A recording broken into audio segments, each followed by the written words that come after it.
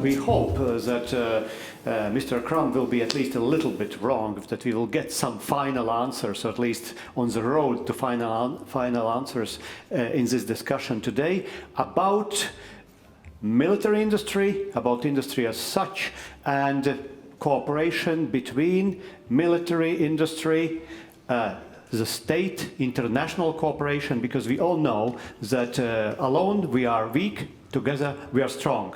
And with this, I would like to invite three distinguished speakers for our first panel. And thank you. And as a first, at least on the list, this is Mr. Jānis GARISONS, then Mr. Mats WARSTEDT,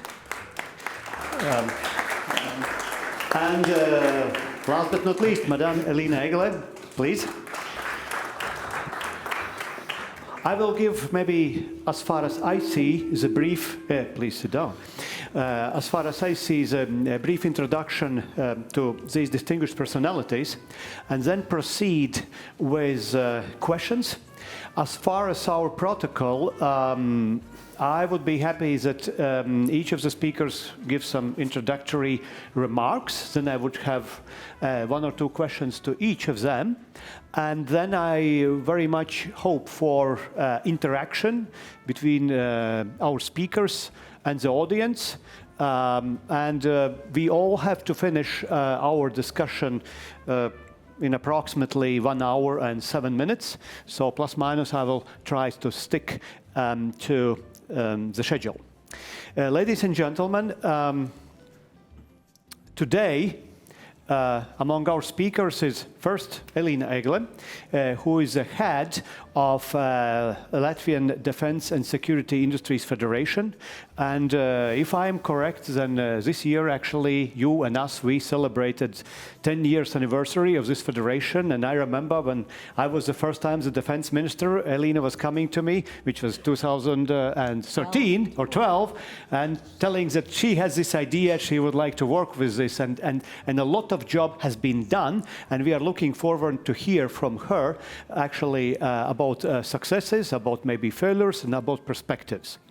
Then Mats WARSTEDT, representative of or senior vice president of market area Nordic Global Division of Patria industry.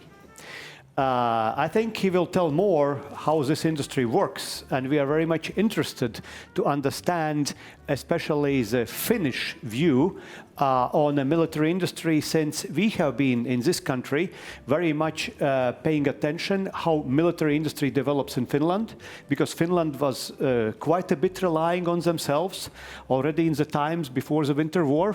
Congratulations, actually, with success.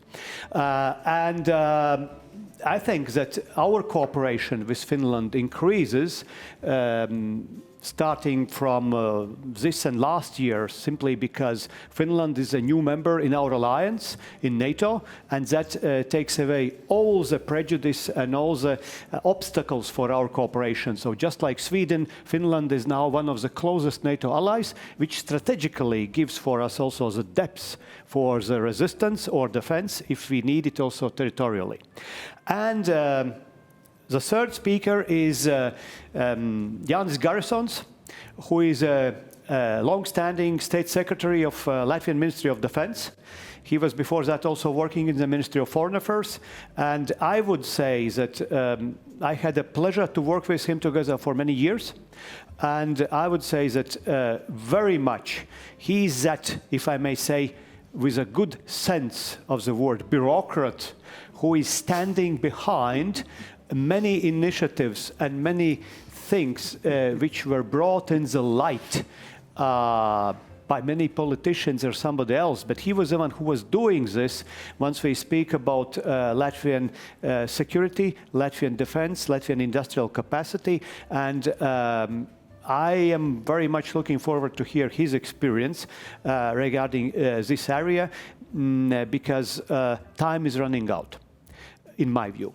Now, about the general setting of this panel, maybe before I give the floor immediately to our speakers, I would say that it's very important that we are discussing today here the questions of military industry and defense, on the one hand, and possibility to collaborate of this sector, collaboration of this sector with state authorities, because we would probably not sit here if there would not be this unprecedented war in Europe, which Russia is waging against Ukraine, and I would actually say waging against all of us.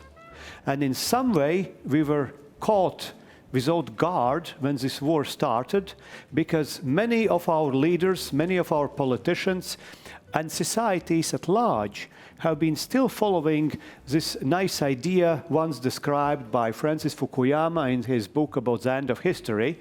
I must note that actually, for those who do not know, he already wrote another book about identity where he's telling that he made a few mistakes in the previous book. But unfortunately, we are still, many of us were still following the patterns which were described in this book and thinking that the life will be fine and peaceful. And if we are looking from the military and defense perspective, then I would say that at this moment, actually, when Russia started this war against Ukraine, many of our Western armies, if we compare their size and capabilities to the armies of the Cold War, then probably at this moment we have less brigades than we had divisions in those days. I recently returned from another new allied country, Sweden, and they have something like a little bit less than maybe 100 jets and planes, and during the Cold War they had 700. They had 3 divisions in those days, standing divisions. So if we are look to ourselves, and me as a coming from the Northern Europe, I'm always asking myself, what could we do better? Rather than just bragging what we did good. So today the question is, how can we fill this gap? What is done, what are we doing, and what we can do? And by this I'm turning to maybe my first question to our foreign guest as a first speaker. So Mr. WARSTEDT, would you please try to elaborate to us how do you see in general the collaboration in Finland and in free market economies, the collaboration between military industries on the one side and the state on the other side? Because sometimes we as a people who believe in the market forces and in capitalism, I would put it like this, we think that, look, your industry is industry, you take your product, you go to the market, you sell it, but it doesn't work like this with the military industry, because there is a lot of restrictions, there are a lot of rules, certificates, licenses. You can't simply take a Leopard or Gripen and go to the Riga market and sell it to somebody. It doesn't work like this. So, Mr. WARSTEDT, please, floor is yours for introductory remarks and maybe trying to elaborate. What is the difference between the industry and the military industry? Yeah, sure. And thanks for the invitation for this closing event of the Riga Security Forum. I'm very honored to be here and representing Patria. And Patria is, as you may know, the largest defense company of Finland. And we have been around for a while. We actually celebrated 100 years 2 years ago, and which connects quite well to what Mr. PABRIKS said, that the defense industry is in many ways different from other industries. So let me elaborate a little around that. We definitely, in order to be seen as a reliable supplier, a reliable partner of our customers, whether that is the Finnish military or it's the Latvian military or wherever, they need to know that we are long term. We cannot just be in there for the fast profits and then pull out and go somewhere else. That's why the defense industry in general, there are exceptions, but in general are owned by very long-term owners, so and usually governments. And Patria is no exception there. We are currently owned 50% by the Finnish government, and 50% by the Norwegian defense company Kongsberg, which in turn is owned by the Norwegian government. So, and that is sort of securing that our business is long term. So, so that is one, I would say, fundamental part of being in the defense market, so to say. I would also like to add that, well, having said that we are long term and so on, it's not necessarily an easy industry to be in. It's quite volatile. We are subject to a lot of political decisions, obviously, and to many cycles in the economy and so on. So that's why we maybe work in a slightly different way than companies in other industries are doing. We are seeking long-term partnerships and what we usually call strategic partnerships, implying that it is longer than just to the next year or so. And these can take different forms. But I can exemplify by the big project that we are currently having here in Latvia, which is a joint project, by the way, between several states. So it started as a cooperation between Finland and Latvia, and then Sweden has tagged on, and now Germany is joining as well. I'm talking about our six-wheeled vehicles, of course, that we also have local production of here in Latvia. So that is one example of let's say, product deliveries, which we are currently doing. We are producing at a fairly good pace, which means that in a few years, those vehicles will be delivered. And so what do we do next? Do we just pack up our stuff and go back to Finland? No, that is not how it works. And because we need this long-term strategic partnership to show that we are here, that we can contribute not only to supplying the actual vehicles in this case, but also to the sustainability of these.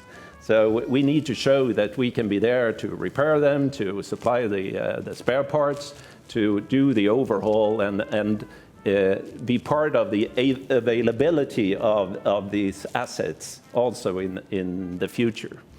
So that is sort of how we work in order to show that we are this reliable partner to our customers. So that was one example. Thank you, Mats. Elīna, you have been coordinating the work of our federation for more than a decade now, and obviously you have also a lot of contacts in other EU countries, and we know now from this terrible war in Ukraine that European Union have been quite active trying to bring together its forces to create possibilities to finance military industry. And I just wanted to ask you, would you care a little bit to speculate, first of all, about your experience which you gathered during these 10 years, and particularly maybe with an attention, how does it look from a European Union perspective, and what can we expect actually as far as the assistance for the military industries from European Union, and what would you see as the obstacles to military industry, because we know that there are certain regulations, for instance, in EU, which are not assisting such industry, starting with, for instance, financing, because as far as it was up to the late time, and I think it is still also today, the financing of military industries is considered still this risky part, together with, I don't know, tobacco and cigarettes and something. So are the politicians in European Union, and are European Union ready to change something since we are at war, basically? So please. Yes, Thank you for the question, and thank you to the Institute for inviting me. So I would say that, and that's my speculation, of course, that if European Union and European Commission wouldn't take serious those regional conflicts which started in 2008, and this migration crisis which we had in 2013, then probably we couldn't be so mobilized to face the war in Ukraine as we are doing it right now. Because if we are looking back, then already in year 2013, the European Commission issued the first policy paper for defense industry and technological based development. And because even when as Artis was elaborating before, when we started this federation, and there was basically a need for Ministry of Defense to have a partner which unites industry, then if I would go in a larger society, there would be question, oh, do we have defense industry? So and still now, if you will look in statistics, in European Eurostat, we will have defense industry, but in Latvian statistics, we wouldn't have it. So basically, in 2013, I could say that European Commission already started work on this. But of course, it's uncomparable with those activities which has been done during the last 2 years. And currently, I would say that since 2021, as a majority of you probably know, that Latvian companies and research institutions has been quite successful in participation in European Defence Fund, which was basically the only resource for companies to go and get an extra financing with regards to R&D. Because as it was mentioned as well, the financial sector was quite resistant to invest in defense companies. So, and currently this year has showed up that the way how we can go through this fragmentation and how we can really ramp up those capacities in defense industry, that's using the European Common Procurement Act, that's using Common Innovation Scheme, and I think this is great help for industry, because still now we are in negotiations with the financial sector how to get some extra support. And our new approach of Ministry of Defense is also to invest in companies which have this need. So I think that this perspective probably for the next year is much better for more companies to join, because we have to understand that in a modern warfare, we do not mean only very large and expensive defense systems. We know everything what goes on with drone platforms, what goes in the cyber world. So this is not just about big numbers. That's about competence. That's about knowledge, and startup engagement in this common ecosystem. Thank you, Elīna, for introduction. Now, Jānis, GARISONS, the most difficult questions to you. Probably I would have a number, since you are the one who represents here, like 3-in-1 ministry and industry and also all the planning. Now, how would you describe, where do we stand now with development of military industry vis-a-vis state partnership? Because we know that just lately Latvian government and parliament passed the long-waited decision about military corporation, which is kind of a state corporation with an idea to advance research and development, to advance startups. So I think that the first question to you is if you would describe the current state of affairs as far as military industry development in Latvia and its collaboration with the state. Do you assist, or you as a ministry and the government, or you actually don't assist? No, I think, let me take one step back and put it in a bigger picture. And I probably want to refer to your opening remarks and to put it in historical perspective, because I'm a historian, and I think, as you rightly mentioned, from historical perspective, we are now in the phase of, the end of current world order. And unfortunately, historically, always the end of existing world order ended with the war, unfortunately, but that is a fact. And I think that we are still not aware and we're not serious about that. And particularly, we are not serious in Europe, because United States, the industrial wrap-up is going on. There is a system existing that president can order the mobilization of industry and actually to order many things in times of war. And we don't have that system in Europe. And if you look also the world wars, again from historical perspective, then the wars have been won by industrial base. And that, I think, everybody has to understand. That's that nice thing what we see on parade, it's only the visual. But that to run everything what is going on, you need 3 times more logistic, you need time, you need ammunition, you need many things, actually, which allows units to fight. And I think we're still not there in the public perception on that. We think that, we will put some howitzers, we will put some tanks, and it will fine. It's not fine. And now we can just why I'm worried about that, because we can laugh about Russian military industry and things like that, but Russia can repair 100 to 150 tanks per month. Can you say how many we can do in Europe?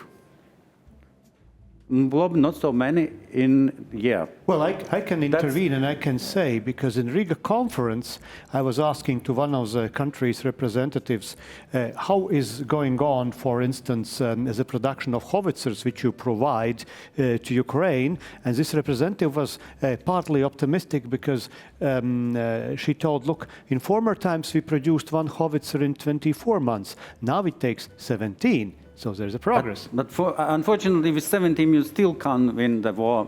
17 months for 1 howitzer. Yeah, and that's, I think, and then we now, I think, the bigger strategic issue, how to bring the industry up to the needs. And because we can boost the troops, we can boost the manpower, but we still need equipment, we still need ammunition, we need stocks. And who will produce those stocks?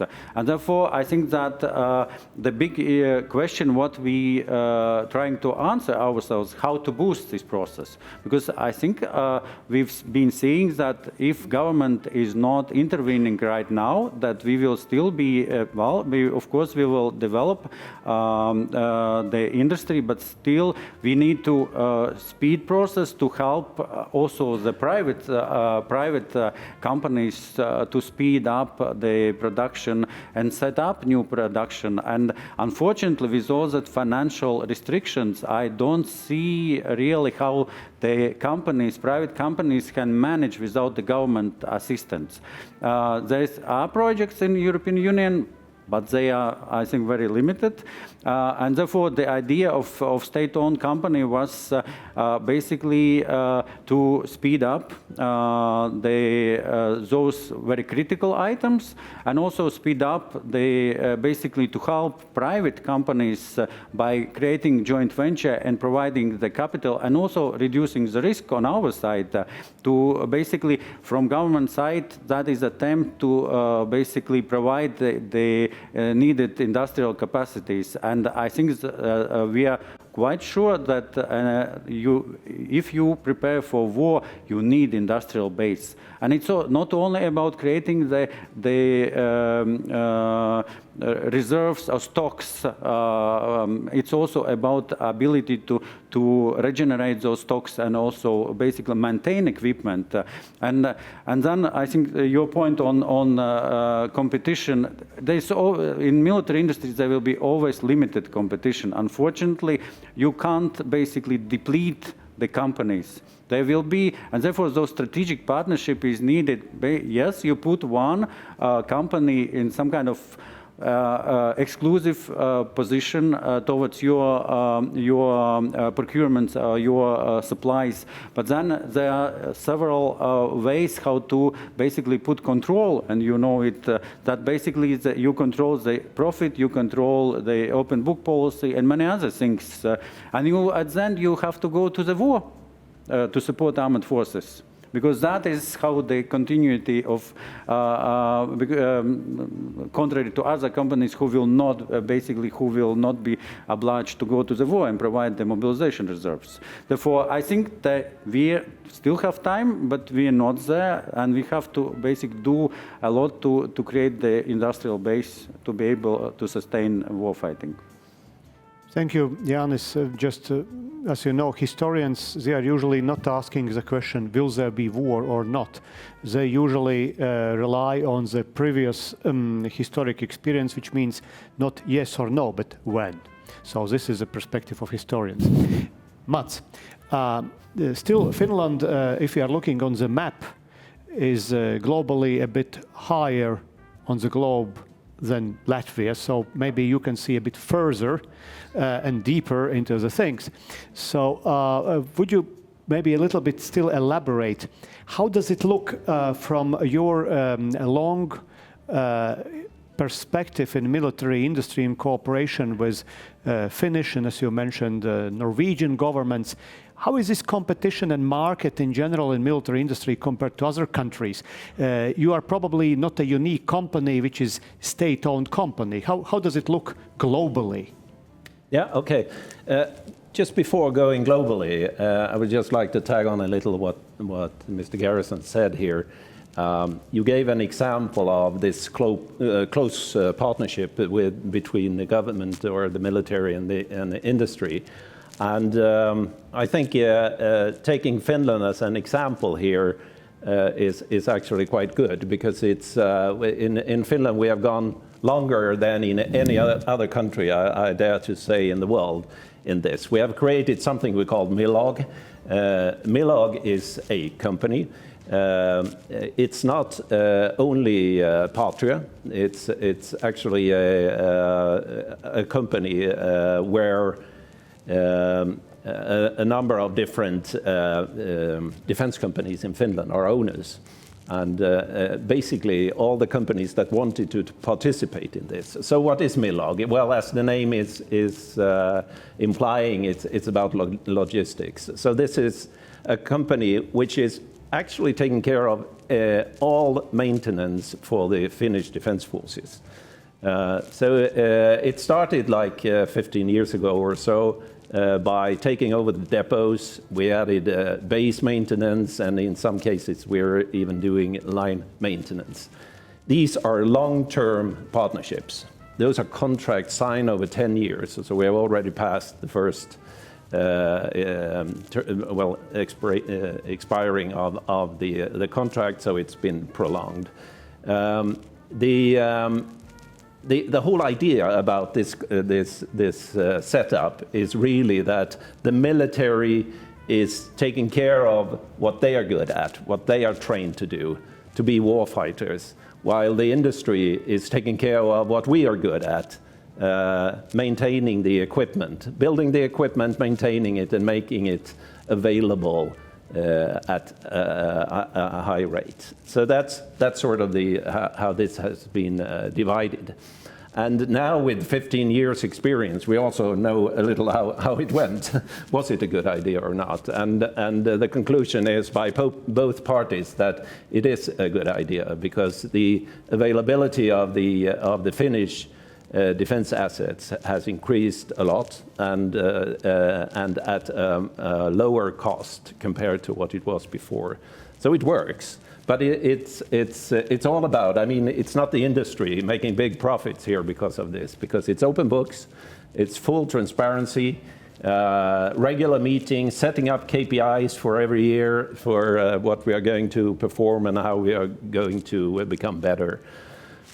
That was Finland and Millag. I just wanted to fill in a little there. But your question was really about globally. How can we compete on the global market? And I think if you would ask that question to any defense company in the world, they would say, maybe with some exceptions of the American one, because they have a huge home market, but all companies would say that we need to also sell our products outside our home market, our home country. So it's an export industry, in fact. It's very much so an export industry. I heard actually as late as this morning about there's a defense exhibition in South Korea going on right now, and with examples of how that country has increased their domestic capabilities by allowing the industry to sell on the international market. And there are quite a lot of that equipment around, as you know, in Norway, Finland, Estonia, and so on. So the defense companies, and Patria is no exception, we are very much dependent on the international market. Thank you much. Elīna, you have been leading Federation for now 10 years. And we know that because of our country is not extremely large country, also with not extremely large finances, and our military industry have been only developing during these 10 years. And also, obviously, we don't have and did not have up to now the state-owned companies, military companies, but still, we do have, I believe, certain success stories and also stories regarding the export, because we all are speaking now in Latvia, for instance, how we can promote our economic growth and how we can become more competitive. So how would you see the success stories of companies which are in, let's say, your federation? And how would you see the perspective of them actually advancing our general economic development, employment, growth of GDP, and of course, like finance ministers always would be happy, also the increase of income. So. Yes. Yes, thank you. I think that growth has been quite remarkable, because if we look in certain areas, then basically our exports are almost 80%. So we are also seeing the same trend which other defense companies. Who is exporting? For exporting, for instance, one of the companies which just received Latvian Investment and Development Agency award is Brass Defense Systems with individual equipment. That's Valpro with their cans, which are procured commonly by the NATO countries. So this has been one of the largest exporters, and you reminded me one interesting reading what I had last night. So it's basically was the top 500, which was issued by DNS Business yesterday, and among those 1,000 companies, we saw 20 of defense companies already. So I think that we will have some job to do so that we have more into this top 500 during the next years. What regards to the sectors, I would say that both private companies and also state-owned companies has been very successful. So, for instance, one of the I think core capability supporters for cybersecurity in our country, that's state-owned company. So the same we can say about military mobility, about Latvian State Forests. So there are many state-owned companies already involved in comprehensive defense model development. And smaller companies, of course, they are ramping up and using those European defense funds. What regards to the numbers, which you mentioned already, I can say that we have had average life before the COVID and after COVID, I can say that we have had a larger growth of revenues and turnovers than average in Latvian economy, despite of the fact that we were not in a current situation. And we have been enlarging our payments to the state budget from taxes, 18-24% enlargement each year. And that gave us, of course, opportunities to survive those COVID times and to invest this money into development, which has been very, very important for us. How the work will be done this year, we will see next year, of course, but so far we are very proud about those payments, what we do to the state budget. Thank you, Elīna. And I can still add also, since here is also Patria representatives, if I'm correct, then at this moment we have about, while we speak, about 5 vehicles are coming out per month in Latvia, Patria vehicles. And as far as I was told, I'm not an expert, but we have also a number of drone companies which are exporting. And I was told that in a Baltic perspective, where we always compare each other, you know, among the 3 Baltic countries, at least some say that our drone industry is about 2 years above our neighboring industries. So there are certain successes what we can speak about even without explicit state support. Ladies and gentlemen, I think the first round of my questions and answers of distinguished panelists is clear. So I would be very pleased if you would have any comments or questions which you from audience would like to ask panelists, one or all of them. And I can see that Ambassador Jägermanis is already quite clear with his view that he wants to ask a question. Please. Thank you for introduction. I would like to ask my question, address it to all 4 in the panel, including the moderator, because you represent 4 slightly different angles of your experience in terms of how governments work and how other players interact with the government. If we are in a situation, not if, rather, we are in a situation that Russia has rearranged its economy and it's now a war economy. If that's the case, if they are learning how to fight this war and improving, it seems they do. What needs to be done to change the political debate within the NATO and EU countries so that we would be able to adjust to this situation? And the second question of the same character is if we're talking numbers, Artis mentioned Sweden during the Cold War, and the numbers were different in many countries, including Germany and others. I mean, troops stationed and so on. Defense budgets, all this, where do we need to go? I mean, we have health sector, we have education, climate change, all that. Everybody needs funding and money.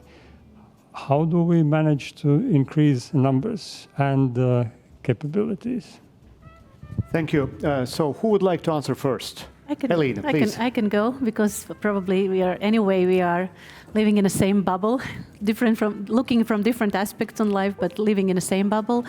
And I would say that from perspective of the industry, this NATO summit in Vilnius was a game changer, at least from industry perspective, because first time we see the clear agreement between nations about support to the industry development. And even today in Brussels, there is this common defense procurement plan meeting going on. So I think this is probably one thing which is important to say.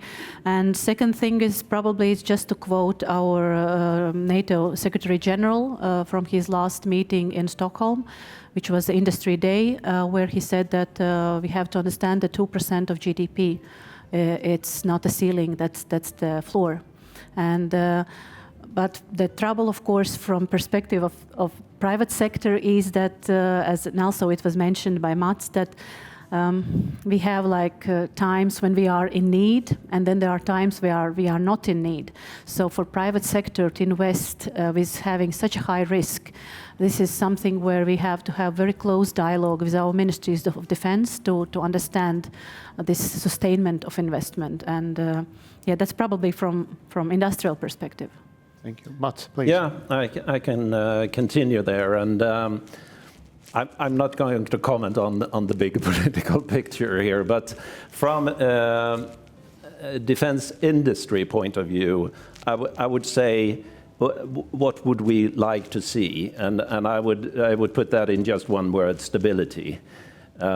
Because I mean, what we are seeing right now, and we can see it globally, basically in all countries, is that the military, the governments are shouting for capacity, increase capacity, make investments, and so on.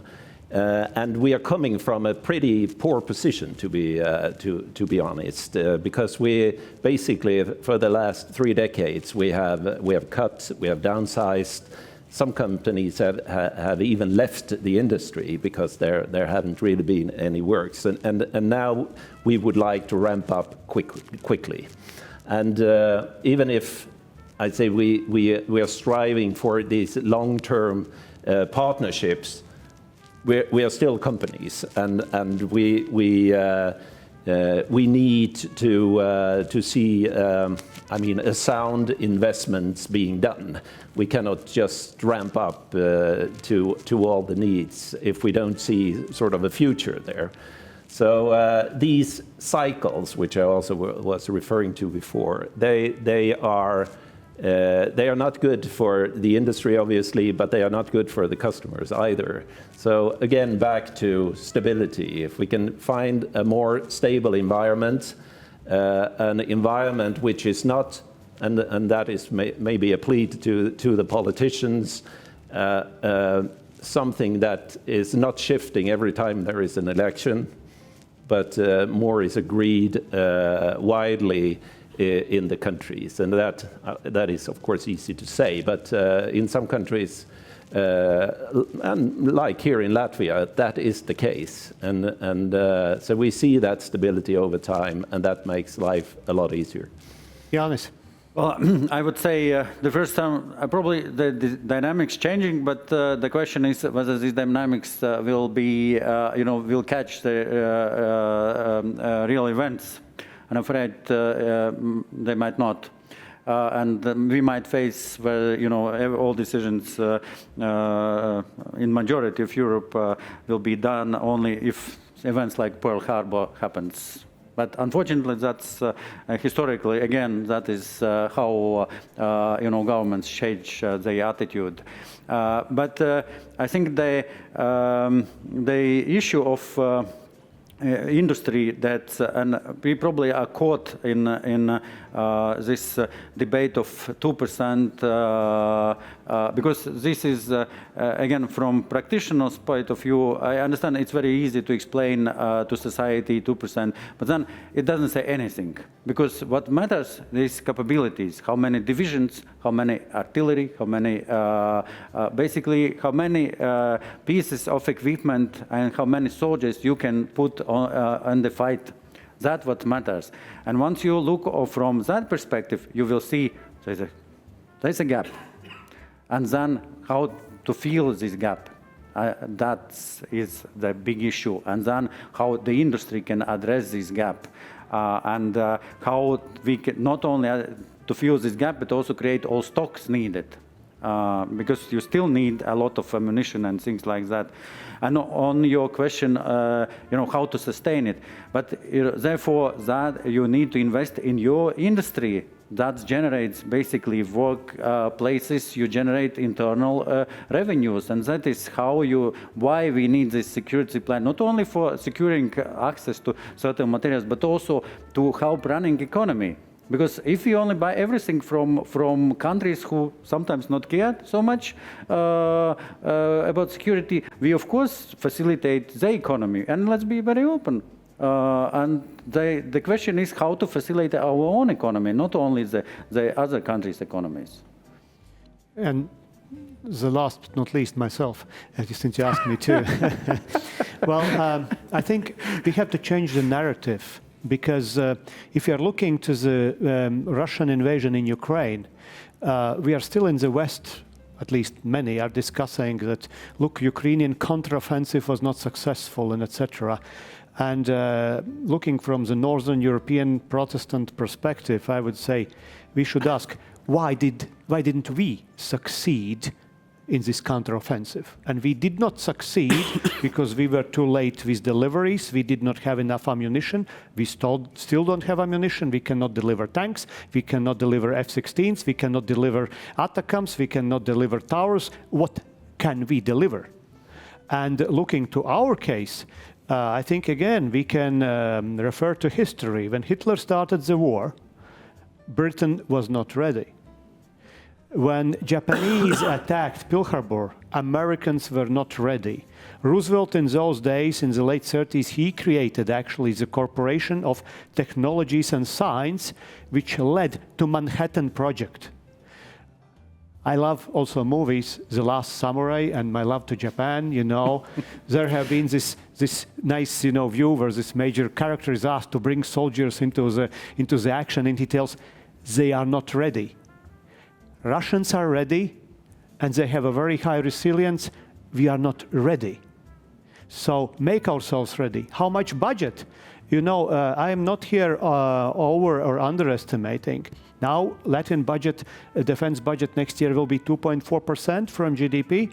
I think that Russian imperial threat is here, and it will continue to be. So there is no ceiling. As much as it takes. Take the words as much as it takes support to Ukraine and put to our military industry, if needed 3%, if needed 4%, if needed 5%, because that money, as Mr. GARISONS told, that will go into the education, into roads, into infrastructure. They will generate money, and as Elīna told, you know, they are exporting industries and much too. So this is where we also get the money and be secure. Now, Artis, you have a question, please.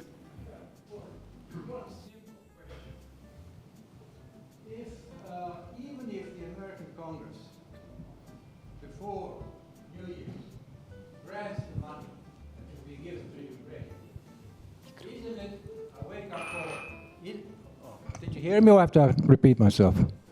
Even if the American Congress gives the money to Ukraine before New Year's, isn't it the fact that America tied its security to domestic policies for European security, actually for our defense, isn't that the Pearl Harbor we need to get things moving in the European Union and to rapidly move ahead and to create the dynamics that Mr. GARISONS has been talking about, to increase dramatically European Union political and military dimension. It's no longer a peace project. It has to be a military project. So whom do you ask? Everybody. Everybody. So who would like to start? Maybe Jānis, you was mentioned there. You start. You know, I think you know the American domestic policies, and it's in every country, not in the United States. Can you only. say something about America as an official, actually? But I'm now talking about as historian. If you remember the Second World War, it took a while for United States actually to join the war. And actually start supplying the equipment and many other things. And I think we have to be very open with ourselves. Of course, that's majority. Even if everything is fine, we have to focus on development of our own capabilities, and that I think we've been very open and very vocal on that. Because in any case, the forces what are here, they will be the first to defend the country, and that is probably our priority, and I think there's no doubt on that. So, please. I can just remind myself the last speech of Madame von Leyen at the European Defence Agency annual meeting, and basically these were very, very strong and positively perceived statements which he has done towards the defense industry, and common understanding, at least at European Commission level, that they will work to bring more capabilities in European Union.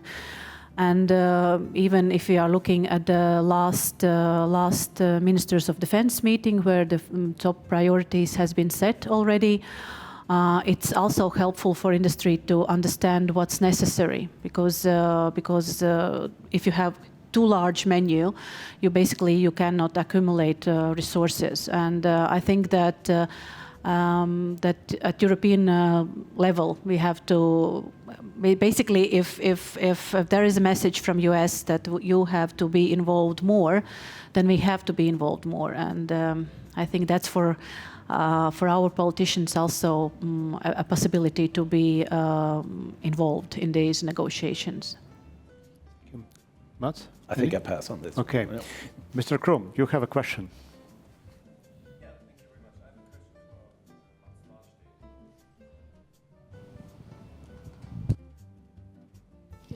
Now it works. I have a question for Mats WARSTEDT.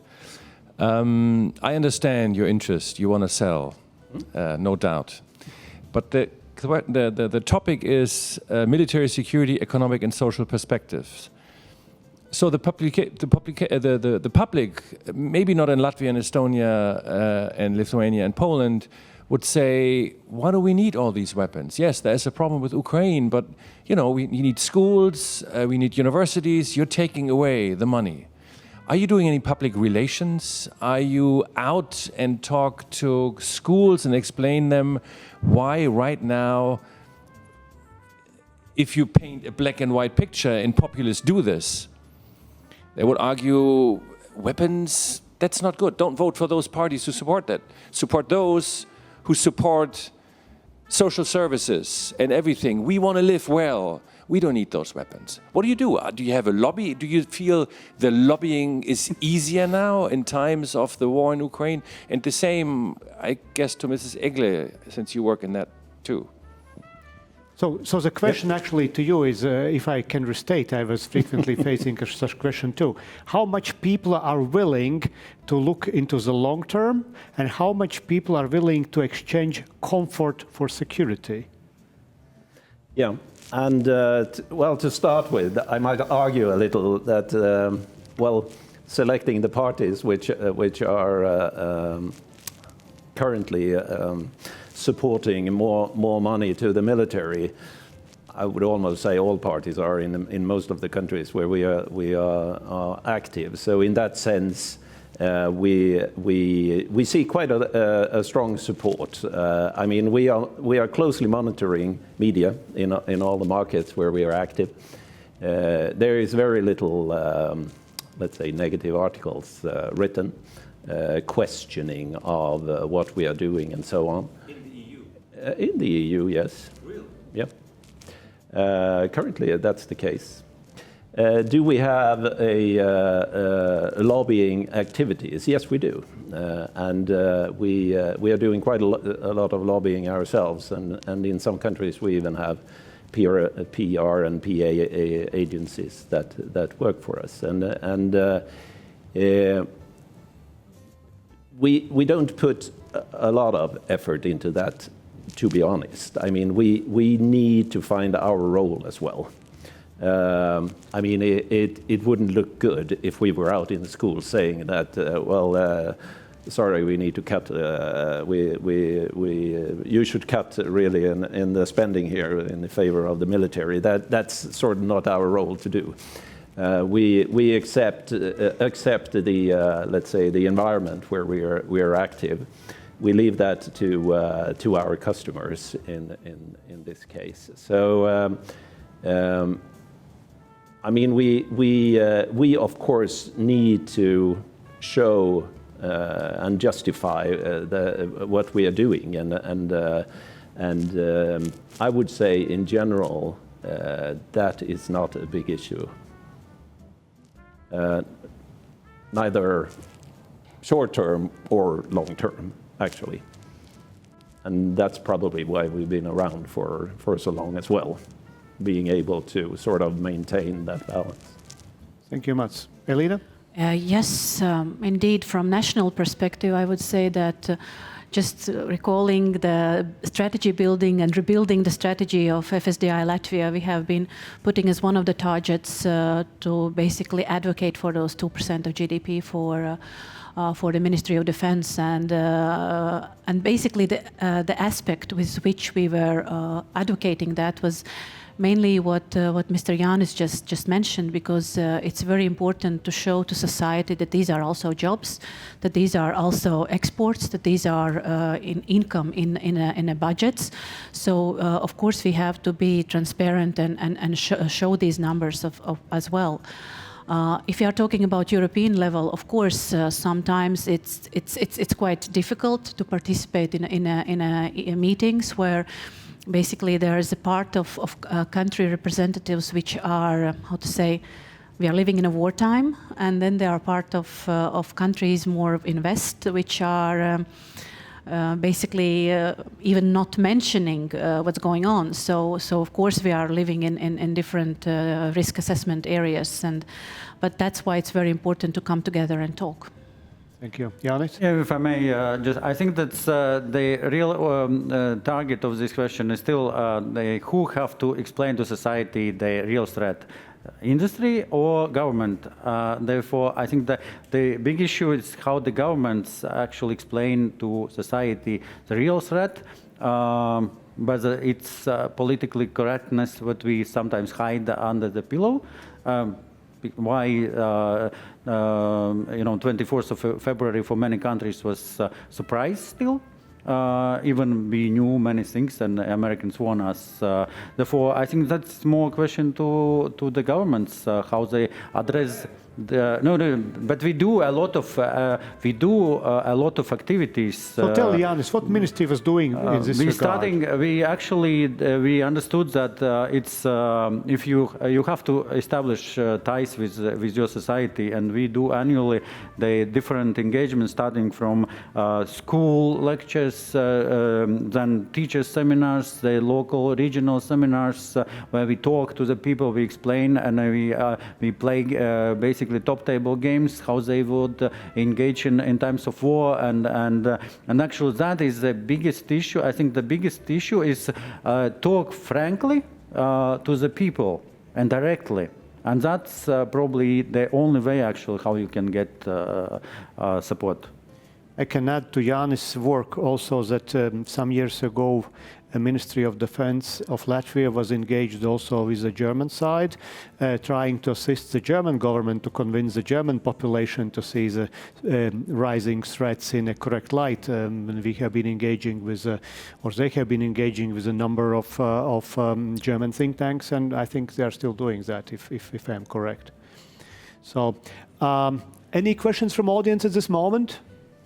If not, I have one. Yes, Madame, please state yourself. Hi, I'm Sarah. My question is regarding the military investment in Latvia. So this is for Mr. Jānis GARISONS and Miss Elīna, EGLE? EGLE. Oh, EGLE, thank you. Correct. So my question is, as far as the 2.5 or 2.5% investment in GDP, has there been any discussion regarding the allocation of funding towards recruiting and person power for the military? So for example, we know that there's a low fertility rate in all of Europe. How is that being addressed in the military? Thank you. Well, that's being addressed by reinstitution of conscription. That is, of course, you have in every development of capabilities, you have few big pillars. One is equipment, another is training, then maintenance and sustainment, and the last and the most important is personnel. And if you don't have personnel, I think you can have equipment, but it's useless.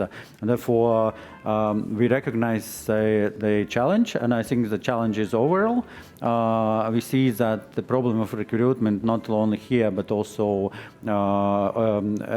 in many countries, and of course we have to simultaneously we need to increase the number of armed forces, and therefore basically from this year, from July, there was the first draft, and the conscription is reinstalled, and we will grow numbers year by year. Yes, from industry perspective, I can say that we have been working also in several directions, because while preparing for a strategic partnership approach, we have been also having this message that companies will have to employ more and more and support retainment of reserve officers in their companies, so that we have more stronger human resources. And also the second thing is, of course, participation in different setups to identify the skills gaps what we have in our industry, because these certain engineers, we have quite limited number what we need, but we have to have them. So this is a second aspect, and the third aspect is, of course, that in defense industry we have been witnessed that we have been not suffering so much from no workforce available, because in general the salaries in our companies are above the average in an economy. So we have been a little bit in a better shape to attract employees. Yeah. Thank you. Any more questions from audience? At this moment, I don't. Yes, please. Thank you, colleagues, very much for a wonderful discussion. If there is no question, I'm going to ask one. Going back to the previously said, we have to be ready. But then again, Russia or any other attacker usually waits for the moment when one is the least ready, right? Because that's kind of you wage war when you see the opponent is the least ready, weakest. That's the one which, and Russia has been unfortunately excellent at attacking those who haven't been ready. So if we are at the moment thinking that we need to prepare ourselves, how does practically deterrence work? Because deterrence saying that we have a resolve, we have a strong resolve, we're gonna defend every inch, that's an essential thing, but that's a psychological one. But in praxis, would you say to the general audience, to an average Latvian, average European, what's the logic? What is the first thing that Russia fears from practical point of view? Thank you. Jānis, maybe you would like to start? The few things, I think the deterrence works in several ways. The one is capabilities. That you have to have. You can't, put numbers on papers and show them. Nobody will believe. You have to have the real capabilities. This is one. You have to you need to have show of force. You have to have exercises, and then you have to have. In our case, you have to have allies presence here, and also to do the same. And then you need to communicate. That's communication is very important part of deterrence, and that's of course how the classical deterrence works. You have to prove that basically the possible war will be more bloody than possible. The losses will be more as actually possible gains. Communication and capabilities, I would say, is the most important. And in some ways, probably we'll agree, at least in this auditorium, that deterrence did not work against Russians in Ukrainian war because simply we interpreted differently situations in Russians, with not acting enough in Georgia 2008, with not acting enough in Crimea 2014. And here we can see that Stratcom actually works very well because the Western societies in large are still not ready to face the danger and, let's say, look opponent into the eyes in that way is how they are doing this. So, Mr. Krom, please. Yeah, since we have such a great audience, I think one should use them. So the general understanding, I think, in the West always is we are superior in technique. Our weaponry is much better than of the Russians, so we don't have to worry. Would you say that is still true? Or would you say self-critically, we have underestimated the power of quantity, meaning you have old weapons, but you have many of those. And all of a sudden, the high-tech weaponry NATO has is not as effective as one would like, because as you said, a high-quality weapon you have to prepare to build for 17 months. And that's considered to be high speed. I assume tank production in Russia goes much faster for different reasons.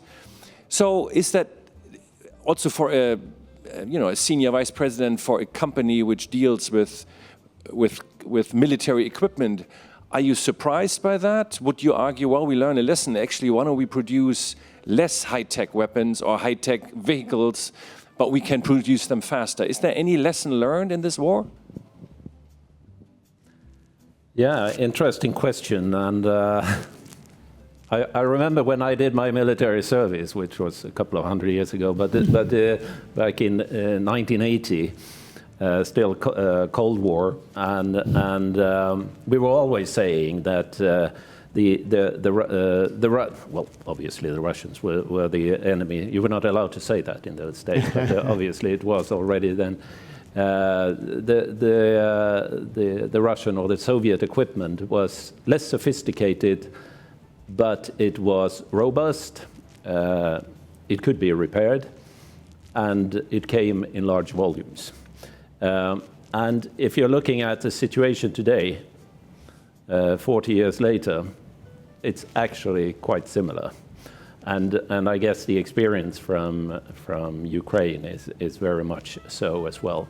Does it mean that we should make less sophisticated equipment from our side? No, I don't think that's the solution. You could always argue if we would get, or if our customers would get more by not having so sophisticated equipment. But no, I don't believe in that doctrine. Looking at, look at the casualties. It was true in World War II. It's true now that the Russians they have 4 or 5 times as much casualties as the rest. And I think it's more than just the equipment as such. It's also a view of how you look at the people who are going to operate them, which I think is completely different. Jānis still also would like to answer. No, I think actually when we chosen Patria as a vehicle, one of our requirements was easy to operate, and even for myself as so you're actually not so sophisticated to be able to drive it. And I still believe that basically I think the assumption that technology counters quantity works when the warfare is conducted under similar conditions. Once another side actually doesn't care about casualties, doesn't care about